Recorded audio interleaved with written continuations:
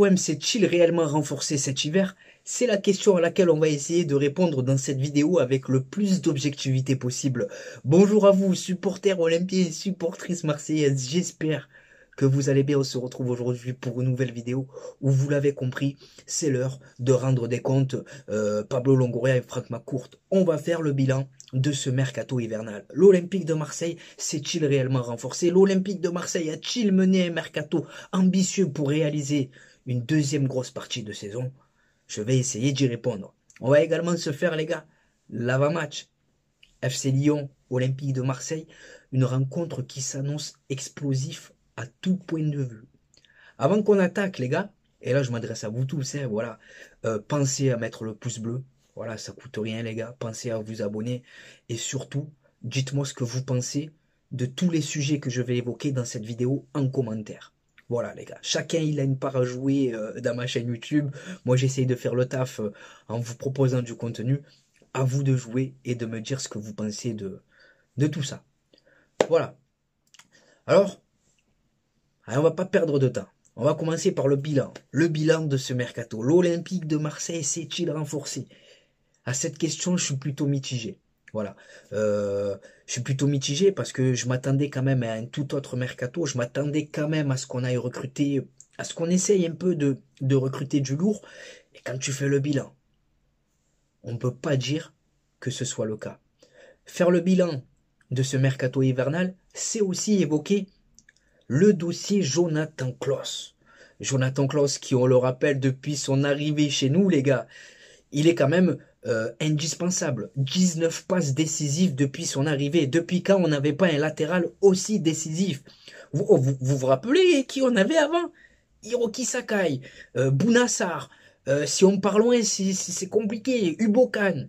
Donc non, Jonathan Klaus, il triche pas. Jonathan Klaus, il est juste épuisé parce qu'il joue dans un rôle de piston qui demande de fournir beaucoup d'efforts et il n'a pas de remplaçant digne de ce nom, donc il enchaîne. Donc non, Jonathan Klaus ne triche pas, qu'il reste à l'OM, ce soit une bonne chose. Maintenant, est-ce qu'il arrivera à rebondir et se remettre d'aplomb? C'est toute la question, les gars. Ensuite, l'Olympique de Marseille s'est-il renforcé? J'ai envie de vous répondre que c'est du 50-50. Alors c'est vrai qu'on va récupérer tous nos internationaux africains, mais le mal, il est profond à l'OM. Vous l'avez vu, même quand nos internationaux africains étaient présents, les résultats ne suivaient pas. Le seul poste où j'ai envie de dire qu'on s'est vraiment renforcé, c'est celui de piston gauche, avec la double arrivée de Quentin Merlin et Ulysse Garcia pour le départ de Renan Lodji. Pour continuer ma thèse, on va faire le bilan. L'OM s'est-il renforcé? Jean Onana, ce n'est pas un titulaire. Il arrive dans un rôle de doublure. Ulysse Garcia, c'est la même chose. Quentin Merlin, c'est un jeune joueur, mais on n'est pas sûr qu'il réussisse à s'imposer chez nous. Faris Moumbagna, là aussi, c'est un pari. J'ai envie de parler de pari, même si je crois aux qualités du joueur, parce qu'on ne connaît pas assez pour savoir ce que ça va donner. Même si je suis plutôt optimiste avec lui. Donc l'OM s'est-il renforcé? C'est du 50-50. On n'a pas perdu de joueurs cadres, mais on n'est pas allé chercher non plus des joueurs indiscutables, des joueurs qui vont tirer l'équipe vers le haut de manière constante et surtout dans l'immédiat. Voilà. Et au passage, j'ai une pensée pour mes amis lyonnais, Saïd Benrahma. Alors que je souhaite de mal à personne, les gars. Mais Saïd Benrahma, en tant qu'Algérien, c'est un joueur que j'aime bien. Je l'ai vu porter le maillot de Lyon, ça m'a fait mal au cœur. Et qu'il y aille pas, c'est les joies et c'est les surprises du mercato. Et vive West Ham, Forza West Ham, come on West Ham. Voilà pour le bilan, les gars, de ce mercato. Dites-moi ce que vous pensez de tout ça. Maintenant, c'est l'heure de parler de cet avant-match face à l'Olympique, face au FC Lyonnais. Alors, c'est un match où on aura droit déjà à un bel accueil. Tu comprends qu'avec tout ce qu'on leur a fait subir au match aller, Fabio Grosso, il est venu, il a perdu un œil, il est reparti. Tout ce qu'ils ont fait, les dirigeants lyonnais, pour éviter de revenir au Vélodrome. Donc je pense que les plus extrémistes lyonnais voudront rendre l'appareil à nos joueurs. Voilà, donc il va falloir être costaud mentalement. Ensuite, Lyon, cette année, c'est pas une équipe, voilà, on se moque tous de Lyon par rapport à leurs résultats, mais, mais ce mercato, eux, il a créé euh, un nouvel élan chez leurs supporters. Tu vois, ils vont de nouveau aller au stade, il y a un engouement, entre guillemets, un mini engouement qui s'est créé, et ça aussi, va falloir être prêt à affronter une équipe lyonnaise qui aura un visage différent, parce qu'elle s'est renforcée, et surtout, elle a changé d'entraîneur, mais voilà. En tout cas, je m'attends à une équipe lyonnaise qui va vouloir nous rentrer dedans. Voilà. Mais j'ai quand même envie d'être optimiste. On a le retour de nos internationaux africains, même s'il manque Chancel Mbemba. Il y a nos nouvelles recrues. Euh, voilà, j'espère que nous aussi, voilà, on aura envie de sortir un gros match pour faire une série, parce qu'on en a besoin. On a besoin de faire une série. J'ai pas envie de me dire que la saison elle est foutue. J'ai envie d'y croire. J'ai envie de me dire qu'on a encore des objectifs à atteindre, notamment en championnat, accrocher les 4 premières places, même si ça va être compliqué. Voilà. Mais ça dépend de nos joueurs.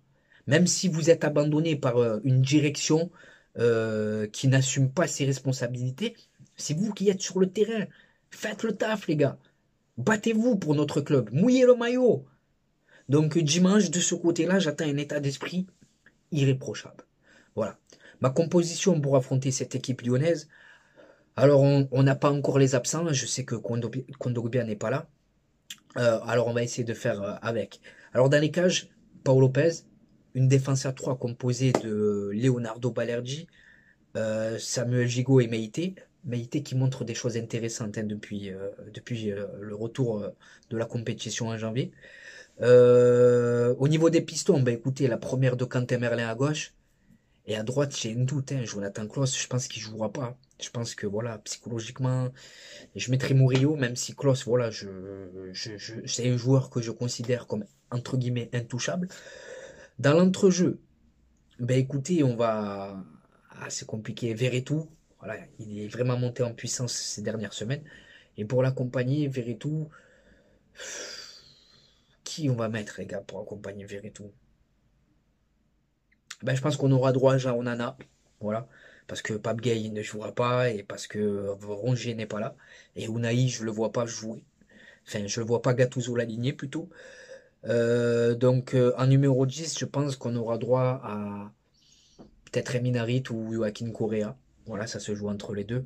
Et pour les deux de devant, ben, je pense qu'on aura. Je pense qu'on aura Mumbagna et Aubameyang. Voilà, les grands débuts de Mumbagna, les grands débuts de Quentin Merlin en espérant qu'on sorte un gros match. Et voilà, je nous vois nous imposer quand même dans un match où il y aura beaucoup de buts. Je nous vois nous imposer, pourquoi pas 3-2. 3-2 avec un doublé d'Aubameyang à Lyon. Ça peut être pas mal.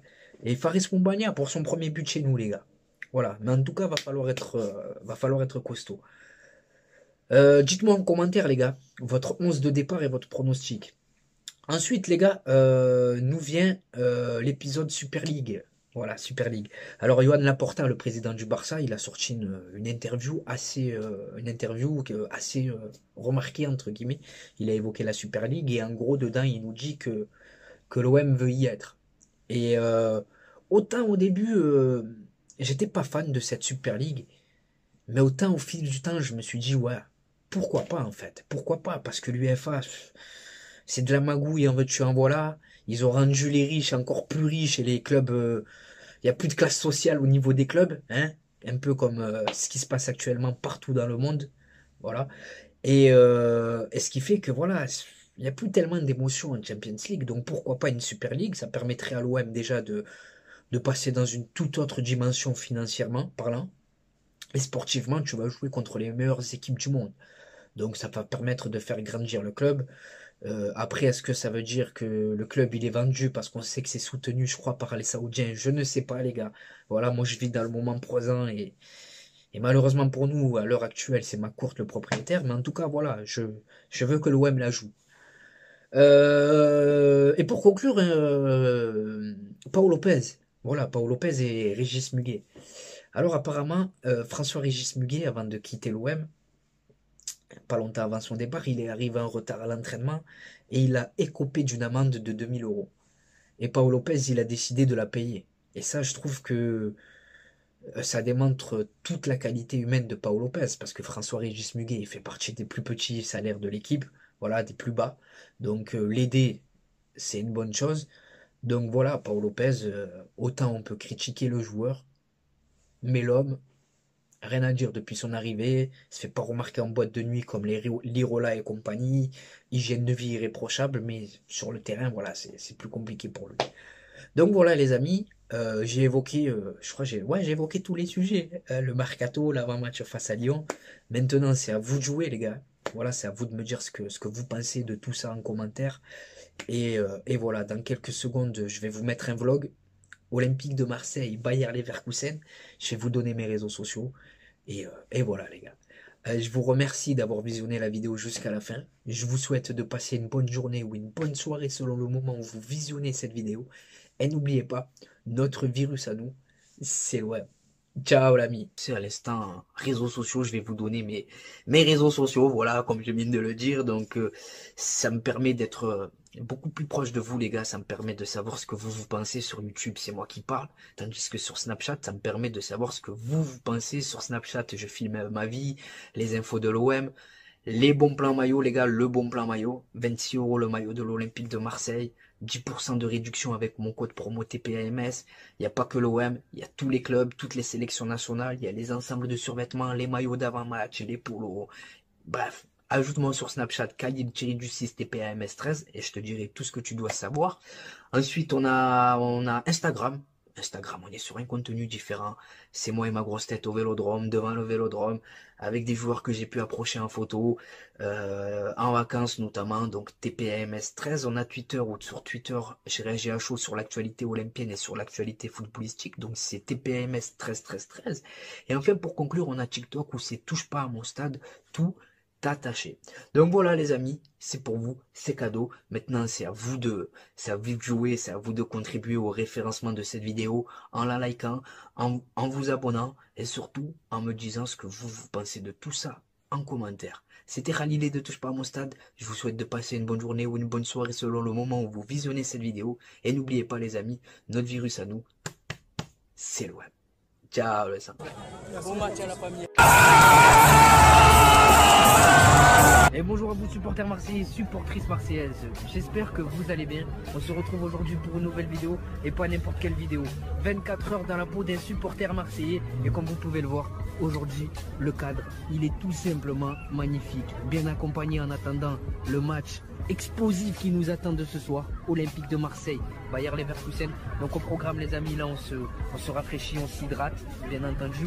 Et juste après, direction le Vélodrome pour vous faire vivre l'ambiance exceptionnelle qui nous attend ce soir. Dans le stade Vélodrome, il y a une marée les gars, il y a une marée, c'est impressionnant. Le retour de l'Olympique de Marseille, t'en penses quoi?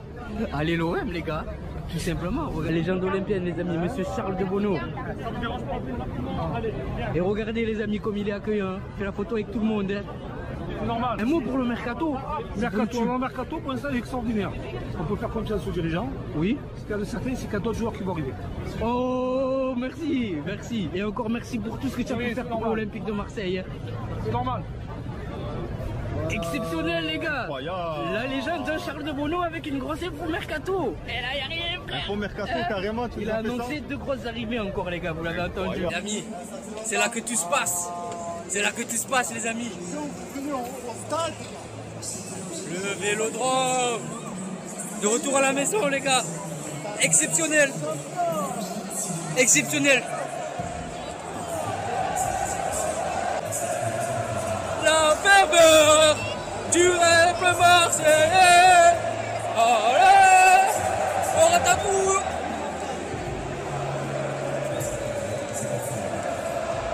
On est posé les amis, on attend patiemment que le match démarre, comme vous pouvez le voir. C'est magnifique les amis. Magnifique. Il y a les photos. Pronostic Malik. Toujours 2-2, mais confiant pour la victoire. Mahmoud, pronostic. Toujours 1-1. Change pas. Match nul. Adal, pronostic. Exceptionnel les gars. Voilà Imran Soglou. Aïe.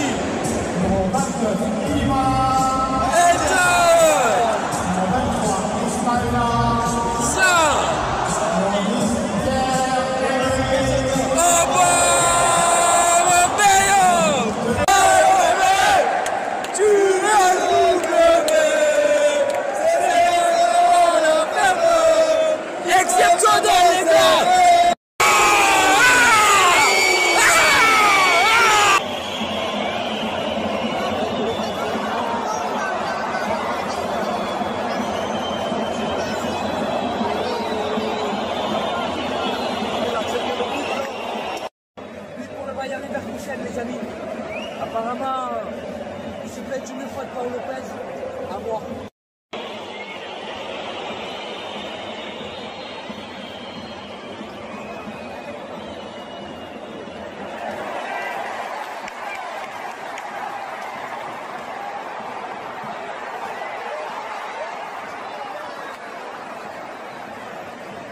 C'est la mi-temps les gars, pour l'instant on n'y arrive pas. Paul Lopez est ménique. Hein.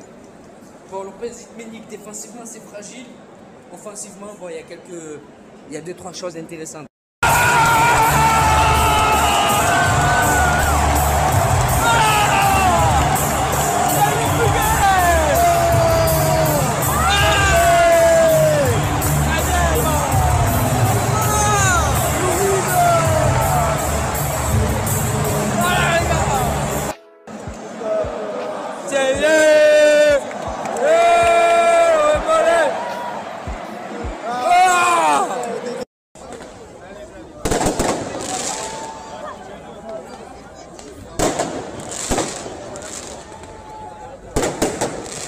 Sur l'âge des joueurs. Mahmoud, Manu. Malik, t'as hâte d'être à ce soir ou pas? Je pense à Manu.